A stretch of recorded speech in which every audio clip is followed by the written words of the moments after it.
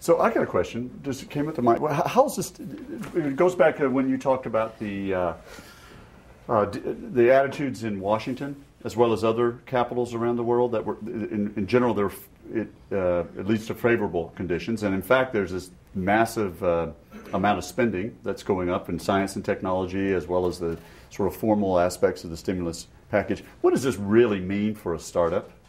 I mean, how does it filter? How does it trickle or filter down, or what does this mean for somebody like BioFuelBox or some of your other investments? How are they reacting to this stimulus that's supposedly coming from D.C.?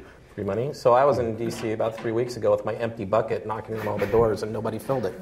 Sandwich board on. That's right. Yeah, I think at least from a BioFuelBox perspective, and Jennifer can comment on clean tech in general. Yeah, we're certainly pursuing this stimulus money and all this free money that's becoming available. In our case, in our industry, there's a lot of confusion around biofuels because of the fact that the big guys focused on food as an input, and they're 80% of the biodiesel folks are mothballed right now, and the DOE hasn't been recently educated as to waste to fuel plays, particularly at a regional level.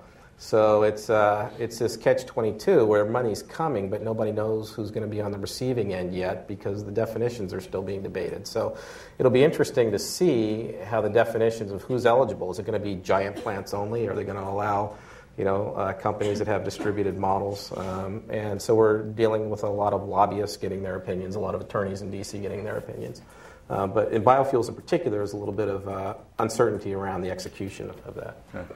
So I think there's both federal capital, and then there's state capital, and then there's state mandates, and then ultimately someday there'll be federal mandates that are driving the debate and the opportunity set here. So for a company like BioFuelBox, which is a relatively unknown company, they are best served by pursuing both state and federal level opportunities, number one. And number two, they're best served by partnering with their customers or feedstock suppliers to come together as a consortium to reach out for stimulus money. So the stimulus money is looking to be leveraged money. They don't want to just give it to $1 equals $1 equals maybe a quarter of a job.